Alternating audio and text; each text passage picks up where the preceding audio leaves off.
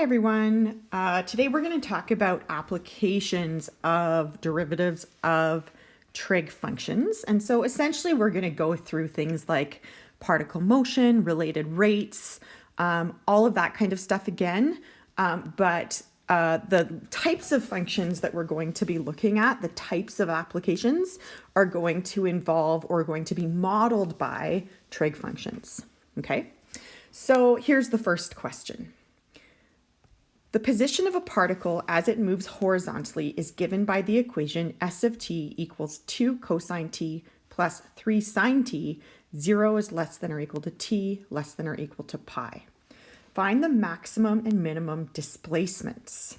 Okay, so maximum and minimum displacements are going to occur when the derivative of position, or the velocity, is equal to 0. Okay, so it's either there, or it could also occur, because this occurs over a limited domain, over a limited time period, it could also occur at the end points. Okay, so maximum and minimum displacement is going to be where s prime of t or v of t equals 0, or at the end points. And in this case, the end points would be when t is equal to 0 or when t is equal to pi. So we have to check all of those different places. We have to check what is the time when the velocity is equal to 0, and we also have to check the position at the end points. Okay, so let's start by looking at s prime of t or v of t. So we have to take the derivative of s of t. So s of t is equal to 2 cosine t plus 3 sine t. So the derivative of cosine is negative sine. So this is going to be 2 times negative sine t plus 3 sine t. So the derivative of sine t is cosine t. So this is going to be 3 times cosine t. Whoops. Okay, so that will equal negative 2 sine t plus 3 cosine t. And to see where the maximum or minimum occurs, we want to set that equal to 0. Okay, and we need to solve for t. So what I'm going to do is I'm going to bring the negative 2 sine t over to the left, so that will make it positive 2 sine t equals 3 cosine t. And to see where this occurs, remember that sine t over cosine t equals another trig ratio, which is the tangent ratio. So if we can make one side equal to tangent, and how do we do that? We make it sine over cosine. Okay, well, if I want something to equal tangent, I would need to divide this. If I just want this to be equal to tangent by 2 cosine t. And I would have to divide this by 2 cosine t as well to make the left side equal to the right side. Then the 2's cancel, and then sine over cosine is equal to tangent. Okay, so now the 2's cancel. And then the idea there is that I have a single trig ratio. And once I have a single trig ratio, I can take tan inverse to get the t value. Okay, so that's what I'm going to do. So now I have sine over cosine, and that's going to equal tangent. And on the right side, well, cosine over cosine cancels. And now or cosine t over cosine t, I should say, cancels. And this is just equal to 3 over 2. So I can solve for t here. And I'll just do that on a calculator quickly. So I'm going to go tan inverse of 3 over 2, and that will give me t.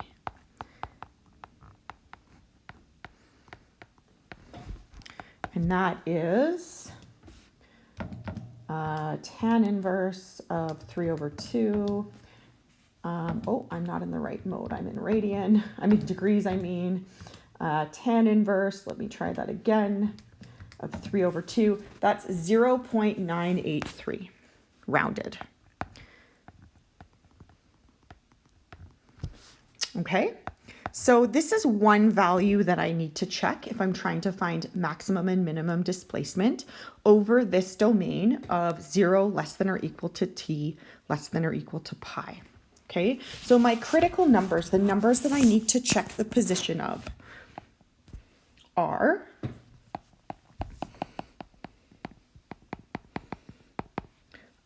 t equals 0, t equals 0.983, and t equals pi, right? So I need to check where is the velocity equal to 0, because that'll be a maximum or minimum displacement. And I also need to check those two endpoints, because on a limited domain, that could also be a maximum or minimum displacement.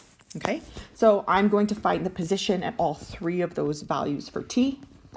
So s of 0 is going to equal 2 cosine of 0 plus 3 cosine of 0. And remember, or sorry, my bad, 3 sine of 0. There we go. Okay, so the cosine of 0 is 1. So this is 2 times 1. And sine of 0 is 0 plus 3 times 0. So that's 2. Okay. Then I need to do s of 0.983. And that's going to be 2 cosine of 0.983 plus 3 sine of 0.983. It's getting a little squishy. And this I have to do on a calculator, so I'm going to do that really quickly. 2 cosine, and I actually have the answer still in there, so I'll use that function on my calculator, plus 3 sine of 0.983. And I get 3.6. Okay, and then finally, s of pi equals 2 cosine pi plus 3 sine of pi. Okay, and the cosine of pi is -1. And the sine of pi is 0. So this is equal to, I'm running out of room, but this is equal to -2. Okay, so what is the maximum displacement? This is the maximum displacement right here.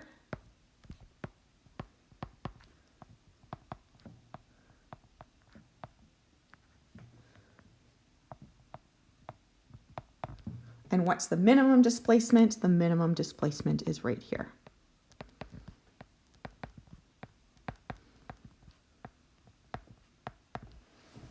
Okay.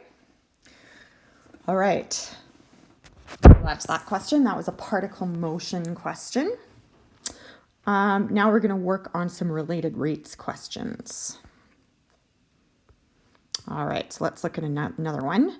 A triangle QRS is inscribed in a semicircle with diameter QS equals 50 centimeters. Find angle Q so that the triangle has a maximum area. All right, well, the first thing we want to do is draw a diagram. Let's do that first.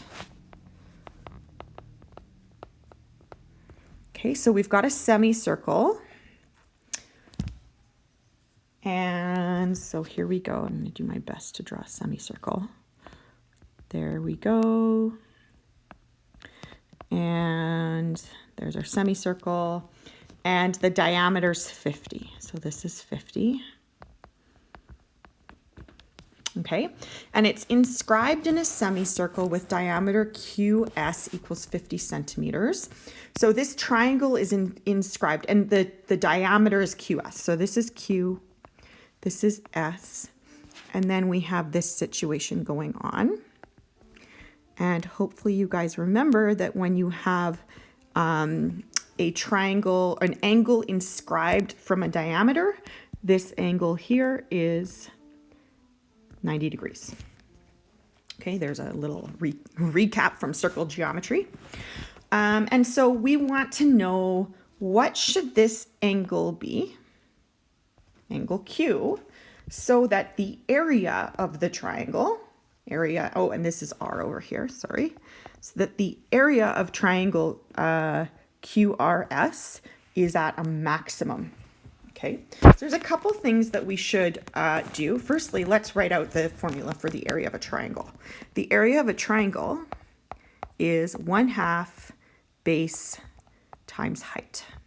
Okay, and the base of this particular triangle is RS. Okay, because this is a right triangle, so the base happens to just be one of the side lengths because they meet sort of at a perpendicular angle. Okay, so this is 1/2 RS, and then the height is QR.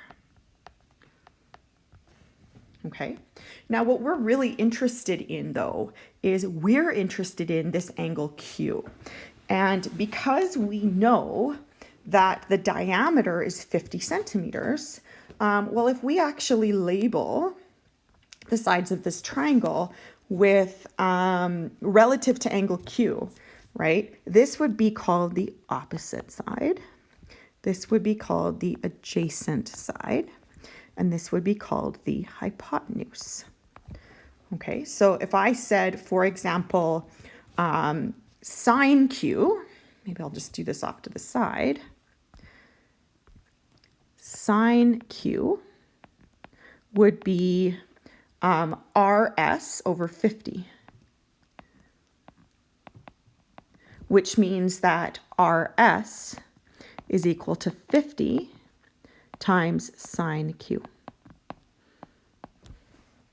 Okay, and similarly, if I looked at the cosine of angle Q,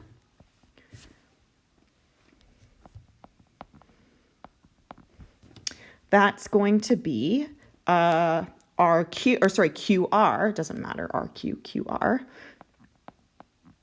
over 50 again, because it's adjacent over hypotenuse, which means that QR is equal to 50 cosine Q. Okay, and so what I can do now is I can take this and sub it in here. And I can take this and sub it in here. And this is very convenient because what I really want is I want some sort of equation that relates area to this angle Q. Okay. All right, so let's do that. Let's see what happens. So this is going to give me 1/2 times 50 sine Q times 50 cosine Q. And then 50 times 50 is 2,500 times 1/2 is 1,250. So this works out to be, I'm just going to do this up here.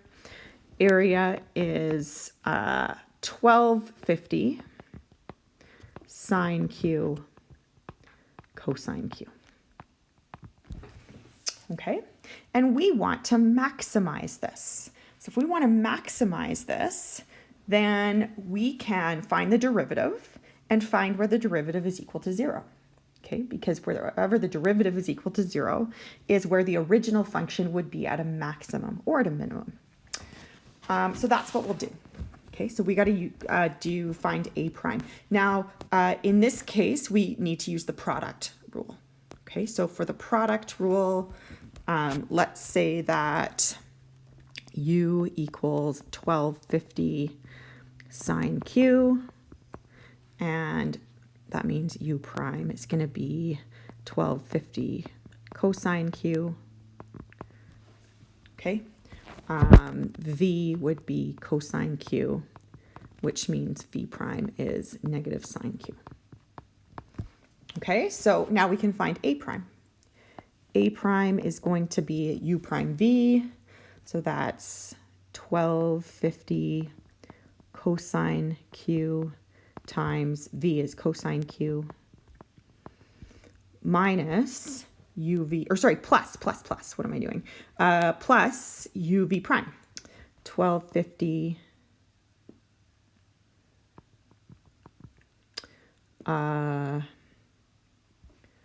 sine Q times negative sine Q. Okay, so all together, and I can factor out actually a 1250 here. And actually, I'm going to skip a step. I want to set this equal to 0 as well, right? Because that's what will maximize it. So I'm going to set it to 0 at the same time. 0 will have to equal 1250. That's a common factor. And then cosine Q times cosine Q is cosine squared Q. And then I have a negative sign here, so minus sine squared Q. Okay, and then we can divide both sides by 1250, and we essentially have that 0 equals cosine squared Q minus sine squared Q. Okay, and then if we maybe bring the sine squared Q over, so add sine squared Q to both sides, we're going to get sine squared Q equals cosine squared Q. We can take the square root of both sides. So we're going to get sine Q equals cosine Q. Okay, now the only angle for which sine is equal to cosine is pi by 4, right? And that's for the isosceles right triangle. So if you remember this special triangle, or you may actually remember this from a unit circle, pi by 4, pi by 4. This is a very bad drawing, but this is root 2. And this is 1 and 1, right? So sine is opposite over hypotenuse, so it's 1 over root 2, and cosine is also 1 over root 2. So that's that would be the angle where sine equals cosine. So Q has to equal pi over 4, which essentially means that the type of triangle that's going to maximize area would be an isosceles right triangle. Okay, so that would be how you do this, this type of question. The other thing that you could do, by the way, is from here, I'm running out of room, but from here, you could also divide both sides by cosine Q. And if you do that, you're going to get sine Q over cosine Q equals 1. And that's tan Q equals, 1, right? And if you do tan, Q is going to be tan inverse of 1, which is pi by 4. You could also solve it that way as well. It'll get you the same answer. Okay, so that's an alternate solution. So you could also do it that way if you want. Okay. All right. That was a little squishy. Sorry about that.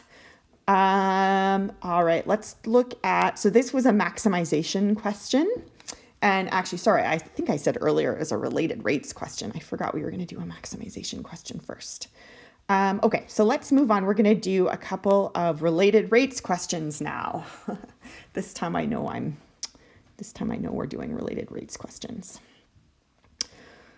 Okay, a parasailer is 65 meters above the ground. A parasailer 65 meters above the ground moves horizontally at a rate of 6 meters per second.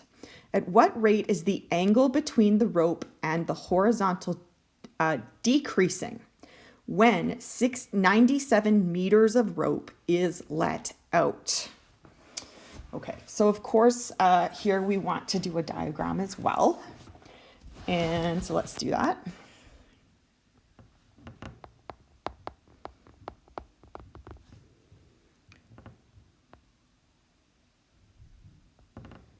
Okay, so this is the ground, by the way. And then we have this like parasailer up here. I'm really not very good at drawing. So like here's the little parachute thing. There you go. And there's probably like a boat here. I don't know. Again, I'm really not very good at drawing. But there's the rope. And remember that the rope can let out more or less, right? The rope can expand or contract, right? Well, it's not like stretchy, but it can unravel. That's a better word to use. So this 97 meters is actually variable, right? And it says when 97 meters of rope is let out, that's kind of a hint that can change. So I'm actually going to use the letter R here to indicate that this is not a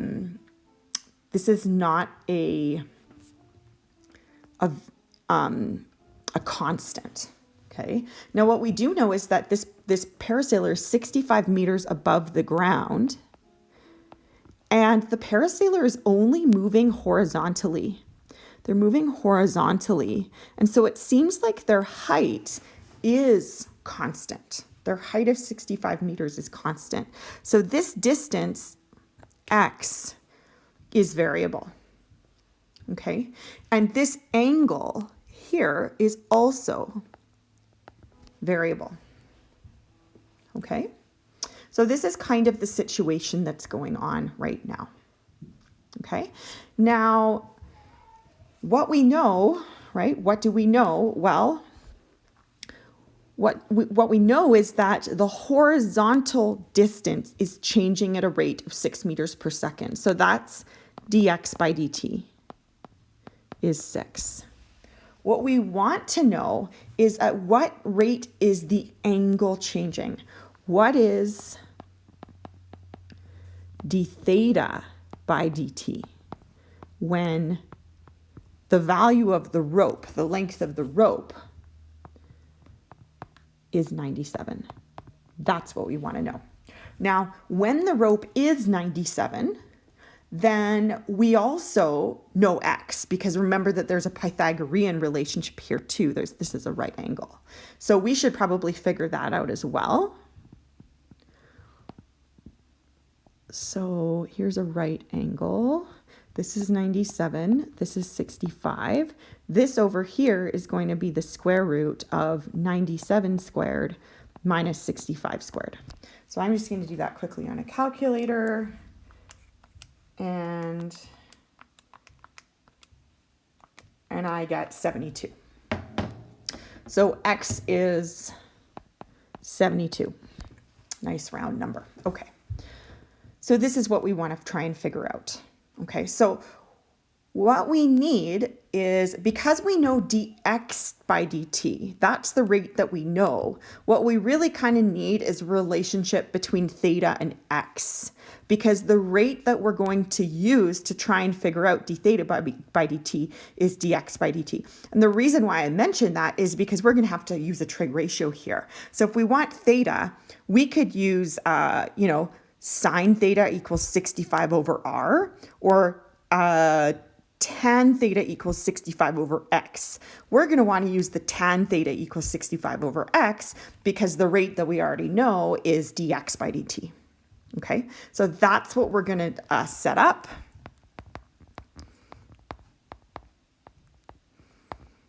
And we are going to, and actually I'll write this as 65x to the negative 1. We are going to differentiate this with respect to t.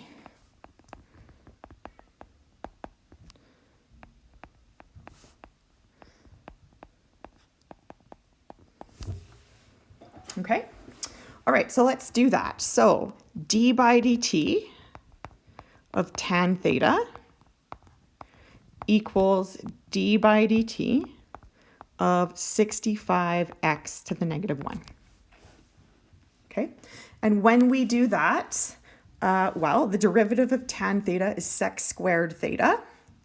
So that'll give us sec squared theta times d theta by dt equals, this will be 65 times -1 x to the -2 times dx by dt. Okay, and I'm going to have to kind of, maybe I'll just continue up here. Hopefully I'll have enough room. Okay, so let's see, if I simplify this a little bit, I'm going to get sec squared theta times d theta by dt equals, this will be -65 over x squared times dx by dt. And if I divide both sides by sec squared theta, so that I isolate d theta by dt, because that's what I want, I'm going to get that d theta by dt equals -65 over x squared, and then this will also have times sec squared theta times dx by dt in it. Okay, now remember, sec theta is 1 over cos theta. Therefore, 1 over sec theta is equal to cosine theta. So if this is in the denominator, then I can bring the sec squared theta up into the numerator as cos squared theta. So this is going to be -65 cos squared theta over x squared times dx by dt. That will be d theta by dt. So I'm going to now sub that in. And again, sorry, this is a little squishy. So here I'm going to go up here. D theta by dt is going to be, okay, so -65 cos. So cosine of theta, here's theta. Okay, cosine is adjacent over hypotenuse. So that's 72 over 97 times 72 over, 97 squared over x squared. X is 72 squared times dx by dt. dx by dt is 6. Okay, now you'll notice there's a 72 squared in the numerator and the denominator. Maybe I'll simplify this a little bit first. So this is going to be, let's see, this will be -65 times 72 squared,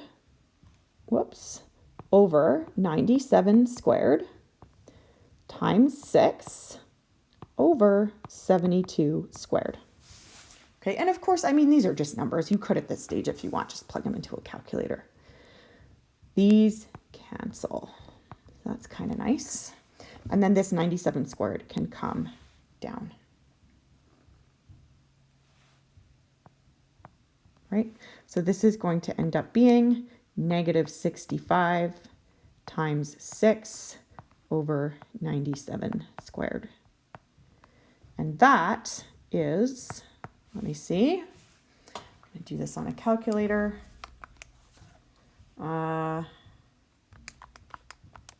So that's -390 divided by 97 squared is -0.04. This would be radians per second. Okay, so that angle is decreasing by 0.04 radians per second when the rope is let out by 97 meters. And maybe I'll write that into a sentence up here because I'm running out of space. When the rope is let out 97 meters, the angle between the rope and the horizontal. You could also call this the angle of elevation if you want, is decreasing by 0.04 radians per second. Okay. All right, one more. I'm going to try and not take so much space with my diagram this time, so I have lots of space to do all of the algebra. It seems to be an ongoing problem. All right. A lighthouse beacon at perpendicular distance of 200 meters from point A on a straight shoreline revolves 2 revolutions per minute. How fast does its beam sweep along the shore at point B on the shoreline, 185 meters away from point A? Okay, so the lighthouse is going to be like somewhere over here in the water. Right, I said I wasn't going to use a lot of room. Okay, so here's my diagram. Okay, so here's the shoreline.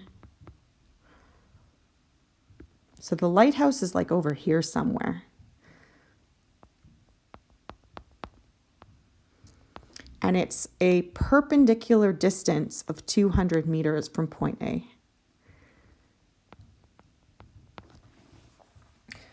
Okay, and its light is sort of revolving around, right? So the light is like going around like that. And it does 2 revolutions per minute.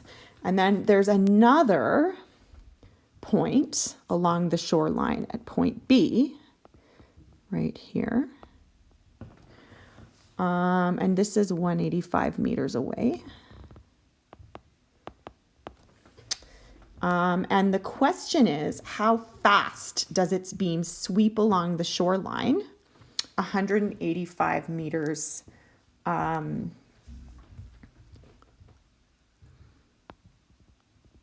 over here. Okay, so how fast does it sweep along? So that's like the light is going to sweep horizontally this way along the shoreline. If you can imagine a light revolving and it starts at point A, it's going to sweep horizontally this way. Okay. Now, the speed at which it revolves horizontally is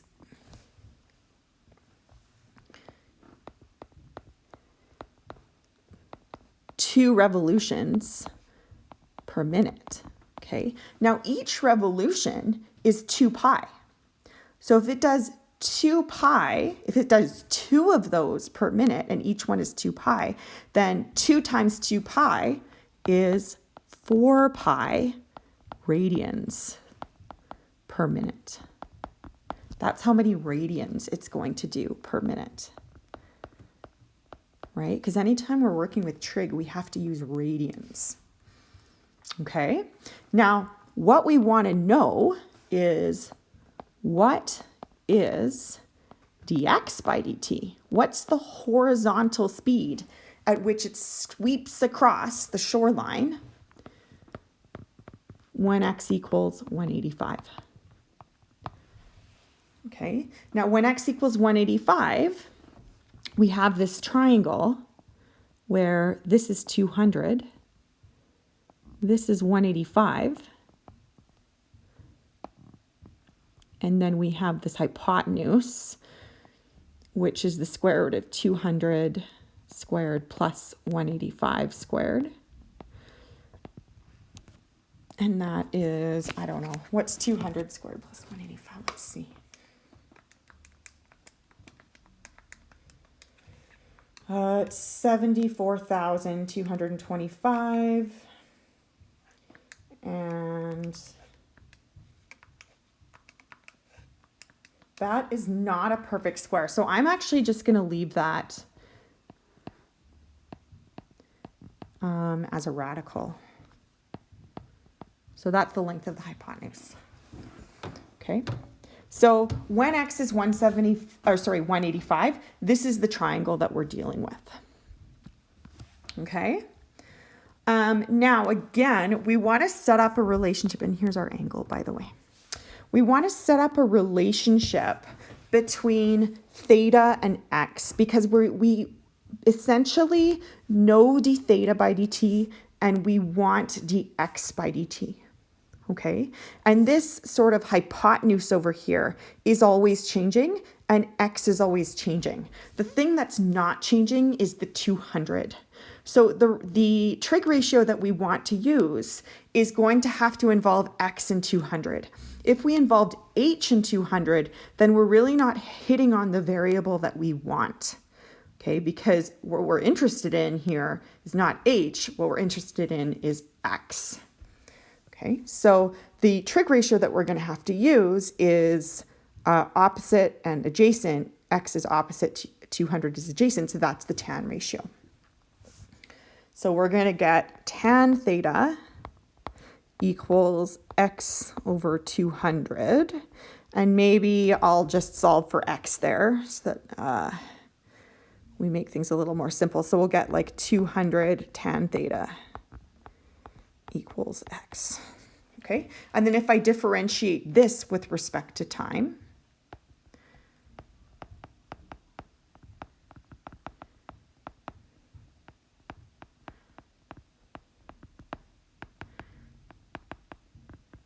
I should have all but one variable, which is dx by dt. Okay, so that's what I'm going to do.